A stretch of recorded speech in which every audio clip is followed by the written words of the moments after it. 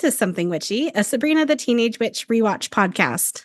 I'm Lara Cotter. And I'm Sky Orchard. And we're back with season 2, episode 14. A couple of things. So there's been some discussion on the Sabrina subreddit lately about where is the best place to watch the show now that it's not on Hulu. Those of you who aren't on Reddit, I want to give you a little rundown because I've been obviously playing around with different formats and mediums. So on the DVDs that I have, the point in favor for them is that they are the full episode. Whereas if you're streaming it on Pluto or Paramount, you might have some scenes that get shortened or some things that get cut. However, if you're streaming on Pluto or Paramount, you'll likely get the actual music. And the DVDs, you won't get the real music that was broadcast when the show originally aired. And that happens in actually this episode. So what I've been doing is I've been watching it once on my DVDs and writing up the summary because I figure that way I'll get all the scenes. I do a rewatch on Pluto when I'm adding in my side comments. Decide if you prefer having complete scenes or if you like having the original music better. I don't know what the answer is. I'm still hoping that maybe ABC will buy all the old TGIF lineup shows and be like, it's TGIF reunited on Disney Plus, but I think that's a very slim chance. I also have no updates on the washing machine saga. Oh no, it's been a week. Well, I have a very small update. So he did come on Thursday, I think, and it was the weirdest appliance repair visit. So he did show up in the middle of the time window he gave me, which was nice. It wasn't, 2 minutes to the end of the time window, but he showed up and he was in my laundry room. I was across the hall in my office with my mom working on some stuff. And then he comes out and it's been maybe 10, maybe 15 minutes at the most. And he's like, okay, well, I'm done. I'll be in contact. And I'm just like, what? Where are you going? What's happening? What's going on? And he was like, oh yeah, I need to order a new control panel and a new timing plate. I'm like, yeah, I knew that. That's what I put in my request. And he's like, yeah, I have to go and I have to request from the warranty company permission to purchase this. And then once they tell me I can purchase it, I'll get it. And I was like, okay, what's timeline on that? And he's like, if everything goes according to plan, it should be about a week. And I'm like, okay, thanks, friend. And then he just left. Oh, did he even give me a business card? I don't even think he gave me a business card. I think he just left. And I was like, okay, sure, thanks. Haven't heard anything. So again, I'm going to follow up tomorrow with my warranty company and be like, hey, did they reach out? But then I was telling my dad, because my dad came maybe 2 minutes after this guy left. And he was like, well, what did he say? And I told him, and he's like, yeah, I already knew you needed a control panel, but they don't make them anymore. And I couldn't find one to buy for you. And I was like, well, I hope he has secret appliance man channels somewhere that he can purchase one because I'm now $90 into this. The appliance black market. So no washing machine update. The freezer's still working well. Hallelujah. The dishwasher works well. Hallelujah. So 2 of the 3 ain't bad. Yeah. It's just the one that makes me not stink that I need to work. Throw your clothes in the dishwasher. That's working. It is a fancy new dishwasher that has multiple new cycles versus my old one that had 2. So maybe there's a gentle wash somewhere on there. Okay, so I have kind of a long, weird question, and we'll see how this works. I'll give 2 different options so we can decide which one we want to answer. So the first question is, if you were turned into a puzzle like Libby and somebody had to go on a scavenger hunt to find your missing pieces, like your cold shoulder, your Achilles heel, I also said your funny bone, other body idiom parts that you wanted to put in there, what part would it be and where would they find it? Or the other question would be, so Libby, we find out, is still missing a piece at the end that she needs to develop. So the other question would be, which piece would you still be missing that you don't have yet in your body puzzle? It is deep this week. It isn't fake or real Christmas tree. I'm getting raw and real here. Raw and real. Okay. My lockjaw would be hidden with all my secrets. How would you find your secrets? You're not gonna find them. So you're just gonna be a puzzle forever? I guess. I don't know. Now I'm worried if you have a box of secrets hiding somewhere. What's in your box of secrets, Sky? Mystery. Intrigue. Body parts. Body parts. Oh, all right.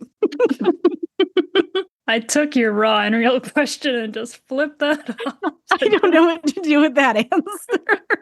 Well, okay. There you go. Sky is remaining mysterious even as a puzzle and will never be turned outside of a puzzle. I remain a puzzle in both senses.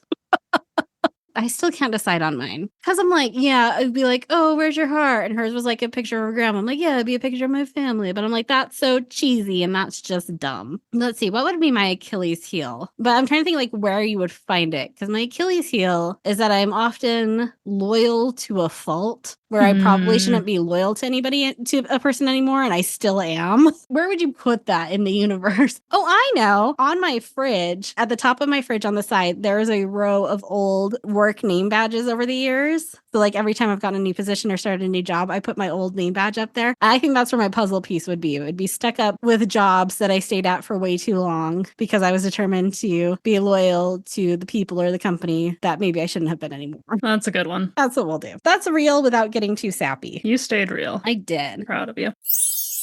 Okay, before we get into the episode recap, Sky, will you reread what your guess for this episode was last week? My amazing guess. It's such a good guess. I sort of wish the plot actually was. Of course I will. It's very close. Less death on the line, though. I mean, kind of. Is becoming a puzzle death? I mean, your heart's not beating and you have no more like electrical impulses. So I think that's the definition of death. But Salem could react and sneeze. He was a magical puzzle. He wasn't a Libby puzzle. Okay. I see. Well, my guess was Sabrina turns Libby into a mannequin. The mannequin is split into 5 pieces and scattered. Arms, legs, and then head and torso would be one piece together. And then if Sabrina doesn't reassemble the mannequin in time, Libby will die. And that Hilda was involved somehow. Do we think that this is your most accurate guess? For something that's not an obvious title. Like there's been a couple ones that have been like kind of obvious titles. Yeah, I'd say so. I think this is one of your closest guesses, if not the closest. Do I get a prize? I will give you a Something Witchy Pod sticker. Wow, to go with the like 50 I have on my table. I will print out one of the many posters I have made and sign it for you. And you can hang it up in your house. Wow, such honor. So like I said, this is season 2, episode 14. It is titled 5 Easy Pieces of Libby. That comes from 5 Easy Pieces, which is a 1970 American road drama film about a surly oil rig worker played by Jack Nicholson, whose rootless blue-collar existence belies his privileged youth as a piano prodigy. When Bobby learns that his father is dying, he travels to his family home in Washington to visit him, taking along his uncouth girlfriend. I don't think these two had anything to do with each other other than the title. I guess you could call Libby a little surly. TV guide description. While working on a float with Libby, Sabrina casts a spell that keeps her away from Sabrina. The spell is reversed and they have to spend time together. Finally, Libby turns into a puzzle that Sabrina has to solve. Our Paramount Plus/Pluto description. Libby is even harder to figure out after Sabrina accidentally turns her into a jigsaw puzzle. I like that one better. Short and sweet, to the point. It originally aired January 23rd, 1998. Gary Halverson's returning as our director, and Frank Conniff has returned as our writer. We only have 2 guest stars. Christine Rose as Mrs. Chesler. You might have seen her in things like What Women Want, Heroes, Star Trek The Next Generation, How I Met Your Mother, Friends, Gilmore Girls, The Clueless TV show, or the Ferris Bueller TV show. Interesting. Did you know there was a Ferris Bueller TV show? I did not. I did not know that either. And then our other guest star is Venus DeMilo Thomas as the cheerleader. She was in Salute Your Shorts, Family Matters, Sister Sister, and The Bold and the Beautiful. What were your overall thoughts on this episode, Sky? I was proud of myself the entire time with my guess. Wish there's more death on the line, like I said. I liked the Hilda, Zelda, Salem subplot as well. It was a fun little jaunt. I like this. I liked having the dynamic of Sabrina and Libby more than usual. It was nice. We didn't have any Valerie in this. And now I'm wondering how the show would have been had we had like an enemies to friends arc with Sabrina and Libby. A Paris and Rory, if you will. I don't know what that is. Gilmore Girls? Never watched Gilmore Girls. Okay. Friendship might be on the line, but I'm sorry, I'm a disappointment. I've watched a few like episodes here and there, but I've never like sat down and watched the whole series. You okay? yep. Okay. Just having a moment of introspection. Okay. So we start off with Zelda coming into the kitchen announcing she's made a huge scientific breakthrough. She found the key ingredient to her allergy cure, ostrich saliva. Hilda tries to take the beaker, but it crashes to the floor, making the whole kitchen sparkling clean and turning Salem's fur white. He makes a dumb blonde joke. I'm blonde. My IQ just dropped 20 points. Then runs away from the angry blonde women. In our outfit intro, Sabrina's dressed as a flapper and says, "What's all the flap?" Which I do not think any flapper in the 20s ever said the phrase, "What's all the flap?" 100% agree with that. Ms. Quick reads a postcard from Valerie, who's in D.C., to the newspaper team, then announces they need to make a float for the Democracy Days parade. And in the background, we can see the no smoking poster is back. And for some reason, Harvey is now working on the newspaper, which I believe this is a new development. It's always been a Valerie Sabrina thing. Yeah. Also, Valerie's the editor. Why are they not doing this when she's around? She's in DC. They had to have an excuse for her to not be in this episode. I wonder if there was like a scheduling conflict or something. Because this seems like if it's going to be a newspaper episode, I feel like Valerie should be involved. Or they just sort of forgot that Valerie's the editor. Harvey then makes a comment about how he's going to have to hear his dad's Grenada story again. And I think it's referring to this. I don't know. Sky, you're the one who usually does the military stuff. I know, but I saw you already put the link in. But I put Sky ? That didn't tell me anything. I did read up on it, though, because I saw that. Probably did more than I did. An invasion done by the United States and a coalition of Caribbean countries that occurred on the 25th of October, 1983, basically deposing the leader of the People's Revolutionary Government. His name was Maurice Bishop, and he had previously, in 1979, seized control of the country in a nearly bloodless coup, but he had basically created sort of a dictatorship, like democracy was completely gone. So the US and Caribbean countries invaded, got rid of him. His body has never been found. Do you think he's like still alive in a CIA black site somewhere or something? Who knows? Yeah, body not found. And then the US realized that the different branches of the military really sucked at working together in like a joint effort. And so they started making changes there. That is it, very quickly summarized. I also just noticed that Cuba and the Soviet Union were supporting Grenada, which absolutely makes sense why the US would involve itself. My favorite part of this Wikipedia article was that there was a lot of criticism from many different countries about this whole thing. Margaret Thatcher disapproved, mostly because she was not consulted in advance. Oh, Margaret. Oh, Margaret Thatcher. Oh, Maggie.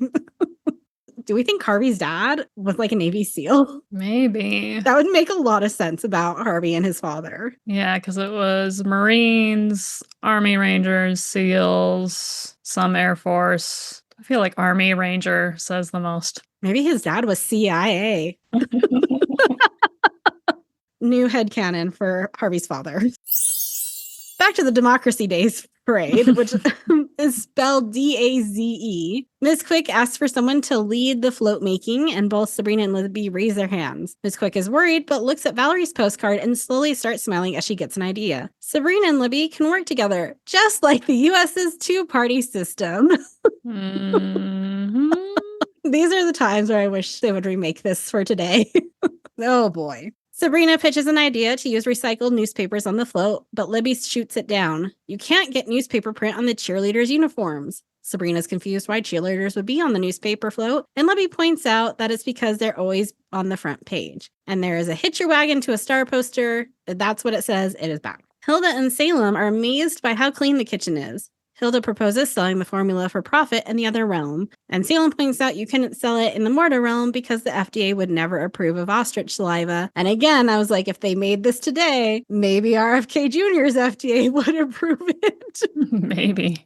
Zelda refuses because she created it to cure allergies and end suffering, not clean things. You ever cleaned a toilet? That's suffering, says Hilda. Do we believe that Hilda has cleaned a toilet and Zelda has not? Not at all. I don't believe Hilda's ever cleaned a toilet. Like, why would they manually clean a toilet? Right? Magic? Yeah. Also, it's not that hard anymore. You just get the stuff, you spray it in there, it just sits there for 10 minutes, and then you flush, and it's fine. Scrub a little. Hilda points out that it doesn't even cure allergies, though. Zelda leaves in a huff, leaving Salem and Hilda to hatch a plot to steal the formula. And Zelda says something about, like, that's why Pasteur dumped you. And I was like, oh, Hilda dated Louis Pasteur. And then I was like, oh, we should add it to the timeline. I was like, wait, we haven't talked about that since season 1. Do we even still have the timeline? Where is the timeline? I think we need to start tracking, like, love interests more than, like, their age, because we figured that out. I think we did have love interest on there. Yeah, it's in our Just how old are the ants. The last time we put anything was on season 1, episode 11. So I might need to go back through some show notes and check some stuff. But Yeah. we'll add this one.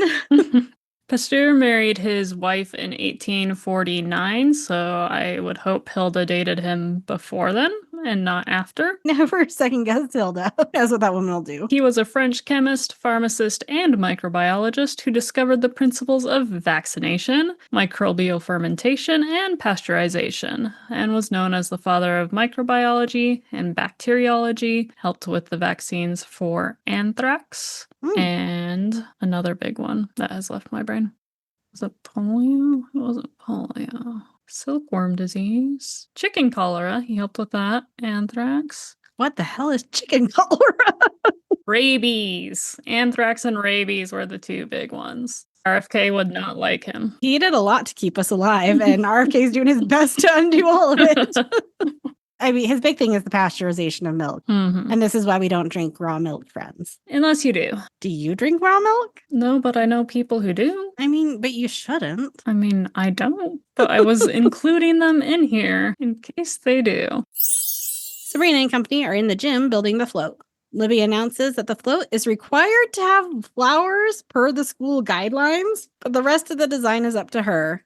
Sabrina thought they were both supposed to design it. Libby is using I as shorthand for us. Sabrina shoots back a lame insult about Libby being a butthead. Really quick, Hilda and Salem snoop around the laptop to find the formula. And then we're back to the float, where Harvey pops out from under the float where he's souping up the engine. This baby will be able to go 90 miles per hour, says Harvey. But we're behind the World War II veterans. Haven't they suffered enough, says Sabrina. A lot of questions about suffering in this episode, I noticed. Sabrina finishes her section of the float, and Libby comes over and rips off all of her decorations. She thought they wanted the float to look nice. Libby's so mean. So mean. Really mean in this episode. Hilda finds the formula in a drawer in the sideboard right before Zelda walks in and asks what's going on. Hilda says she just found her wallet, but now her and Salem are going to clean up. Hilda gets literal dollar signs in her eyes and quickly shakes her head with some coin noises to get rid of them before a suspicious Zelda notices. Libby and Sabrina are still fighting over the decorations. Sabrina casts a spell to keep Libby 5 paces away from her. Libby tries to go to Sabrina, but keeps getting repelled, and we get some really great physical comedy from Jenna on this one. It was really good. Sabrina is in the bathroom when the Quizmaster appears in the mirror. The spell she cast is illegal because you can't distance yourself from your problems. He gives her a ticket that reverses the spell. She now has to stay next to Libby. If she doesn't, something terrible will happen. And there's something on the floor of that bathroom that looked like discarded chicken nuggets. That's the best way I could describe it. It was big pieces of something tannish. And I was like, that's a set, not an actual bathroom. Why is it dirty? Yeah, I don't have the cleaning formula yet from Hilda and Salem. They're going for realism.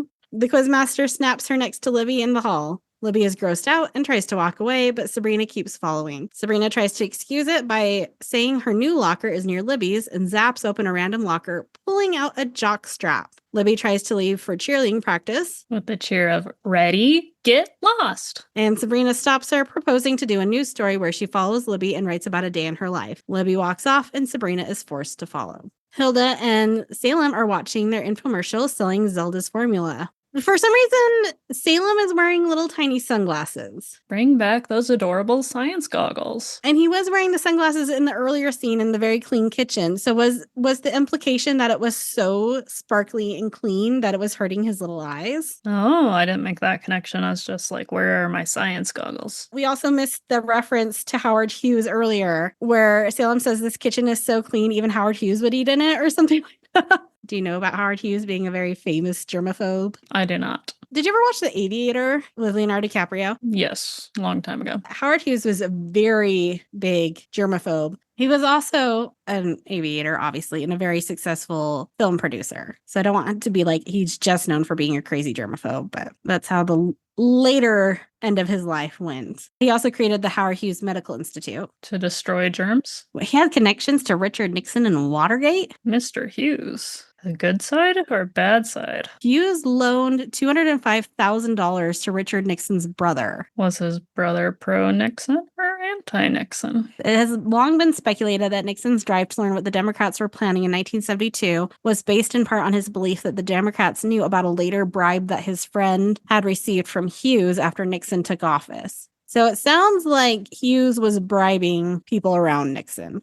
Oh, in late 1971, Donald Nixon was collecting intelligence for his brother in preparation for an upcoming presidential election. One of his sources was John Meyer, a former business advisor of Hughes, who had also worked with the Democratic National Committee chairman Larry O'Brien. Bad way.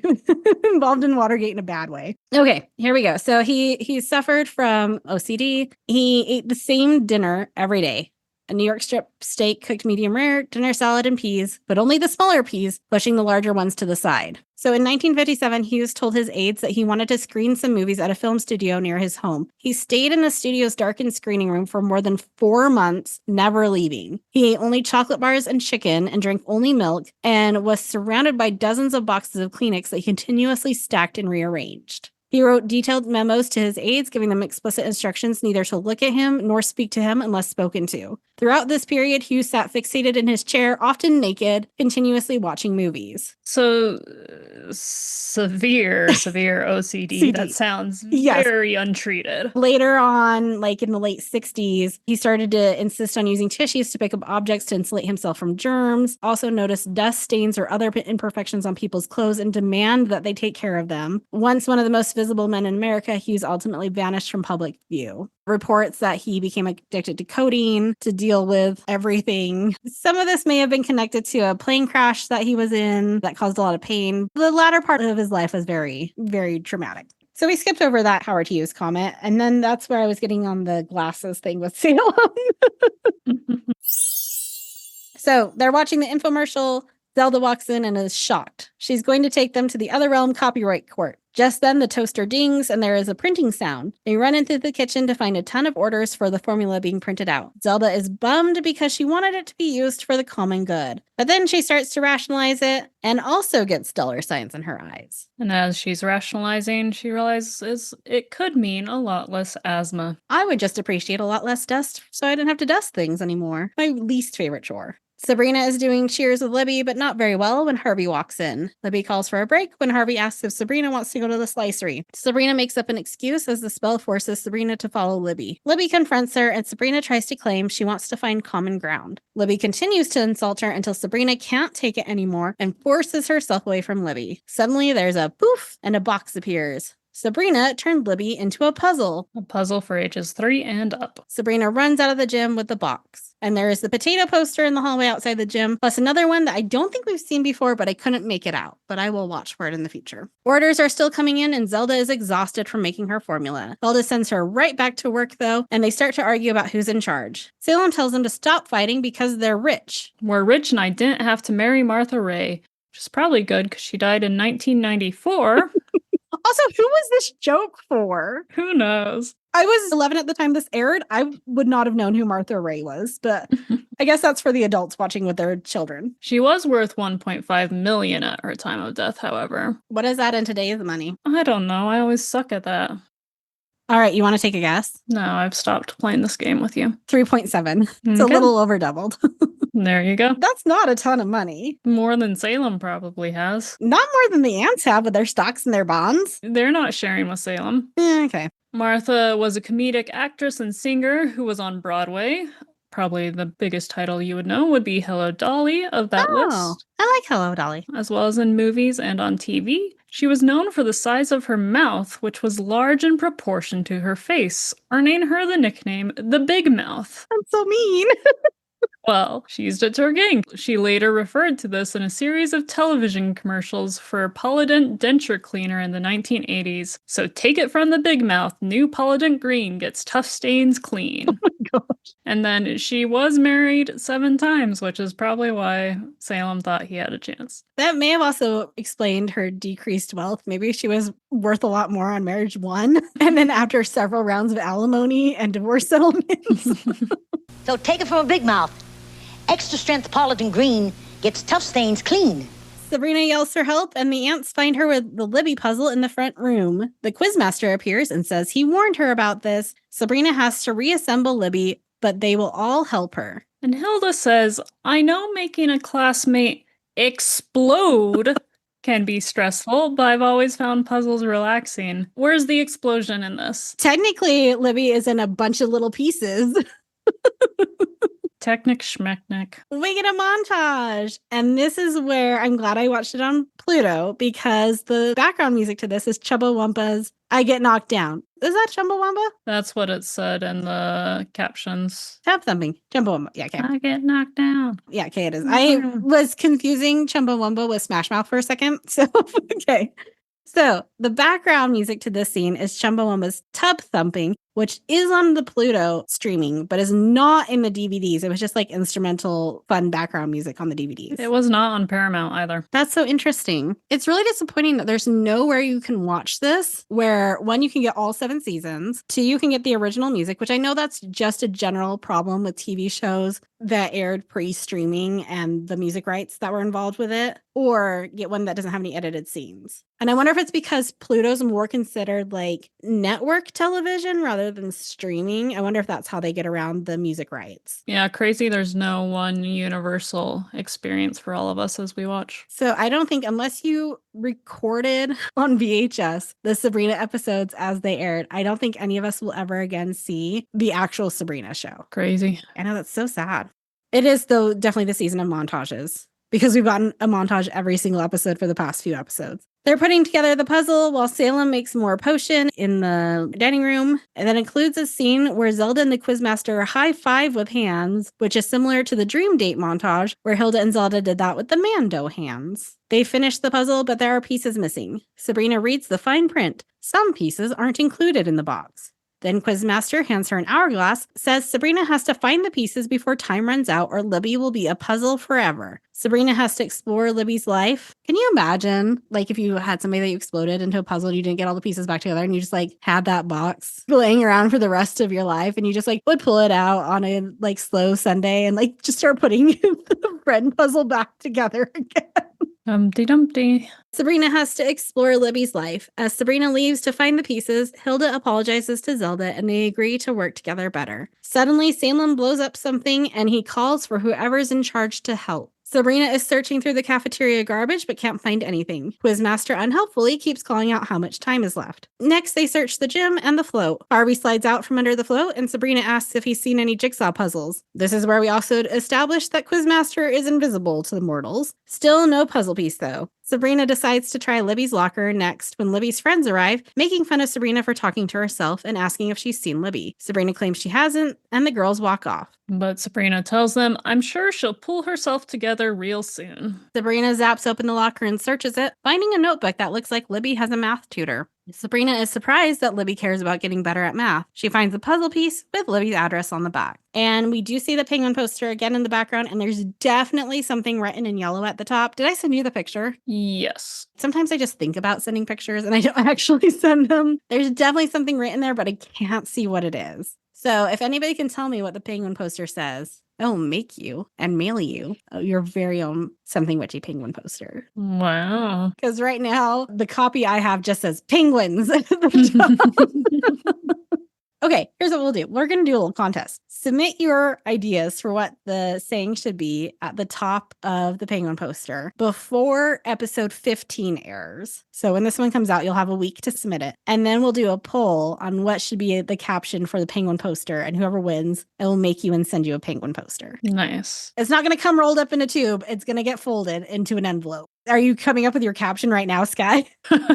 I sent you the whole taxonomy of a penguin, suggesting that be on the poster, and you didn't even react to my taxonomy. Because I was like, it's too big. It's like one little thing. Whatever. Like, friendship is magic. I think the taxonomy is cool.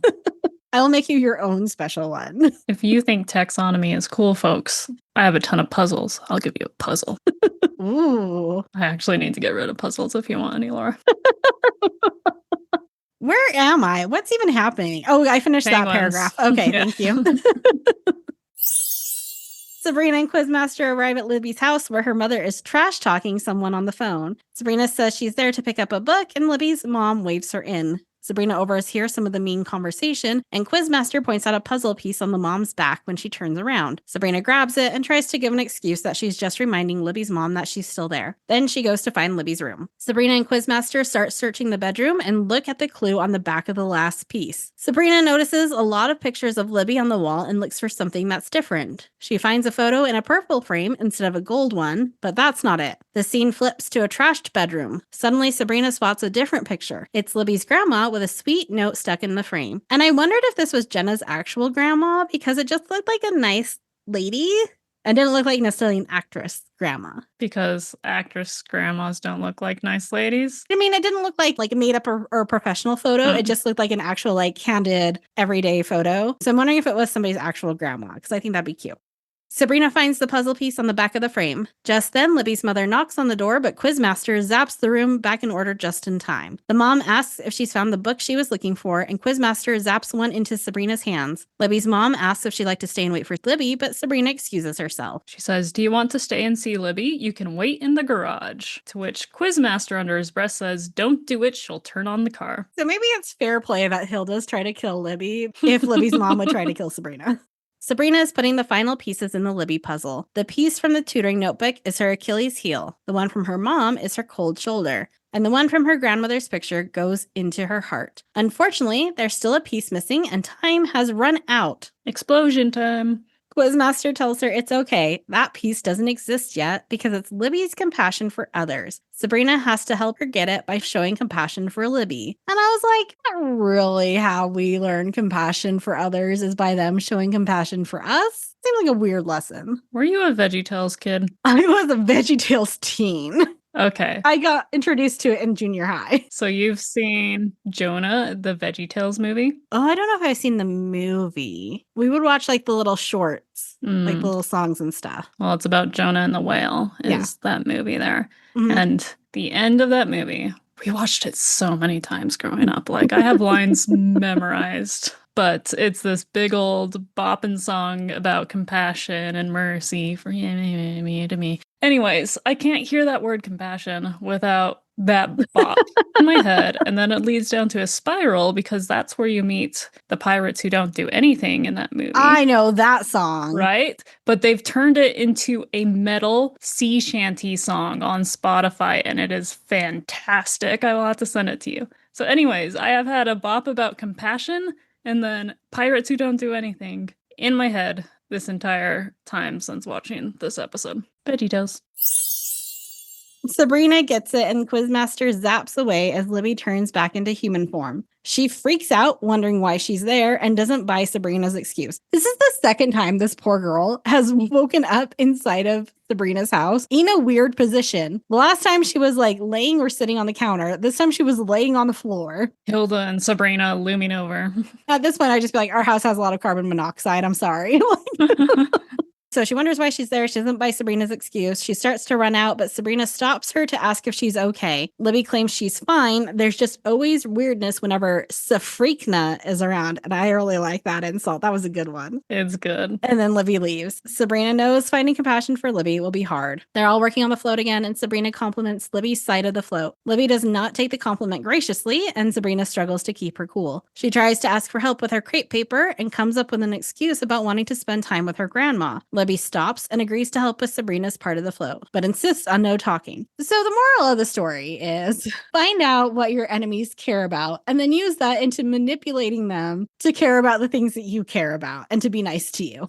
Checks out. Not a bad way to go about through life. Hilda rushes into the dining room where Zelda is at the laptop and announces they have a problem. Hilda has green slime growing on her arm. It's from the cleanser. Zelda asks how they know it happens to everyone, but stands up and there's slime on her arm too. And I was like, yeah, Zelda should know about overuse of antibiotics and how it breeds super bacteria if you kill off all their competition. Zelda should know this. This was a well-established fact in the late 90s. Salem calls for help in the kitchen, and they find him covered in slime with people demanding their money back through the toaster. But I already put a deposit down on a condo in Florida, Salem bemoans. Would Salem be able to even visit that condo without the Spellmans going along?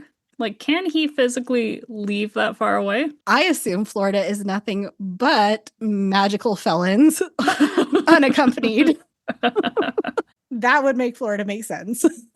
I say to all of our lovely Florida listeners. Do we have Florida on our map? Oh, let me get through this, and then I'm going to actually talk about some surprising places where people listen to us. Okay. And I want to give them shout outs. Hilda and Zelda start arguing and blaming each other when Sabrina walks in and stops them. And at some point, Zelda insults Hilda's supply side economics, which you might also know by the name Reaganomics. And I was like, between this and the Civil War stuff, is Hilda conservative? Out of the two of them, I would have thought Hilda would be the more liberal, but I'm coming to find that Zelda might actually be the liberal one. Yeah.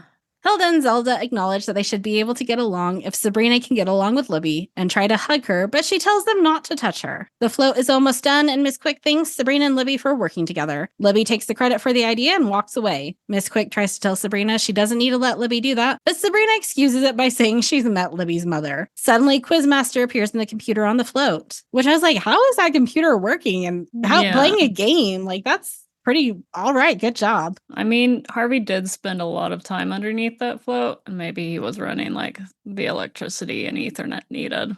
Portable generator or something. Yeah. All right.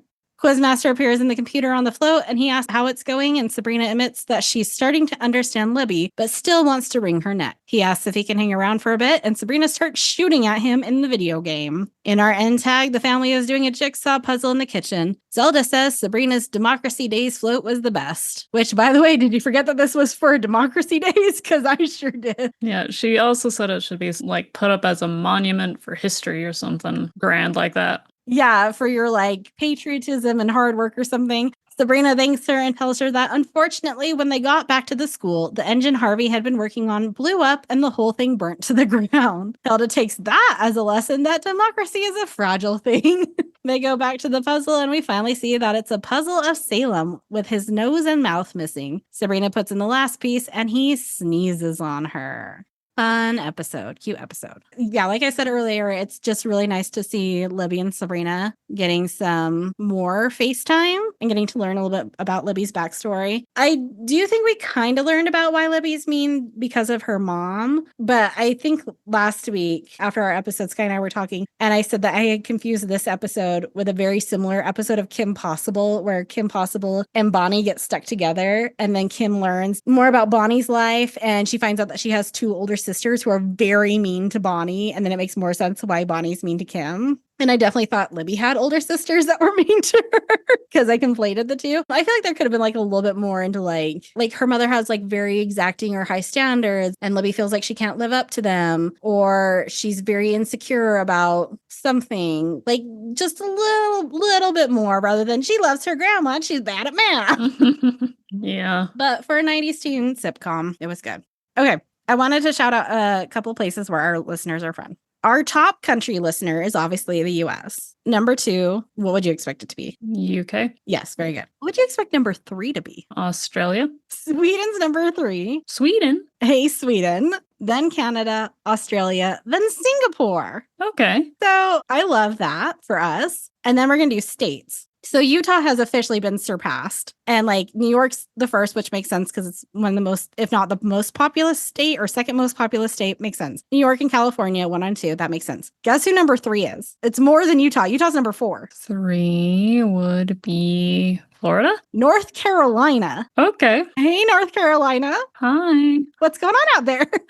And then Georgia is 5th. We also had like it was like a couple weeks ago, we had like a weird spike in like New Jersey listeners. Joyzy. But we have a good chunk of East Coast. We don't have as many Idaho as I would expect. And I feel like you need to get your family on that. I mean, we have my mom. Thanks, Mom. Jill's not even up to date. Like, none of our friends listen to this podcast. We can talk so much crap about our friends because they'll never listen. I have an annual party every year in July that I bring all my friends to. And Sky and I were like making jokes about something and somebody's like, oh, what's that about? And I was like, well, now I know you don't listen to the podcast because had you listened to the podcast, you would know what this conversation is about. And it happened like 4 times. And by the end, everybody's like, all right, yes, we get it. We're bad friends. So it's not even our friends pity listening to us. Other people like us, Sky. they like us. Wow. Well, if you liked this, come back next week for season 2, episode 15, The Finger Licking Flu. Take a guess at this one, Sky. We know a super bacterium was just allowed to be created. Okay. You're going for continuity? Brave choice. It spreads. Comes a very bad flu. However, the way it spreads is on chicken. Finger looking good chicken. And so gets to the cafeteria. Everyone's having this delicious finger-licking chicken or finger-licking cauliflower, dietary whatever. Cauliflower? Oh, for Yeah. the vegetarian. Okay. Yep. And everyone gets sick and they start turning into mutant slime creatures like Hilda and Zelda were at the end. And Salem tries to eat everyone because they're finger-licking tasty. I'm not going to spoil it for you, but I'm not going to have you write this one down. Rude. It's definitely one that I remember very vividly, and I'm just going to leave it at that. In the meantime, until we get to that finger-licking flu and see just how correct Sky is, you can like, share, rate, and subscribe to this podcast wherever you find us. Just go ahead and like click the little 5 stars or do a little thumbs up, do the little plus button, whatever platform you're on, whatever their thing is. You can email us at somethingwitchypod@gmail.com. You can follow us on Instagram at somethingwitchypod and TikTok at something.witchy.pod. Until next time, Stay magical.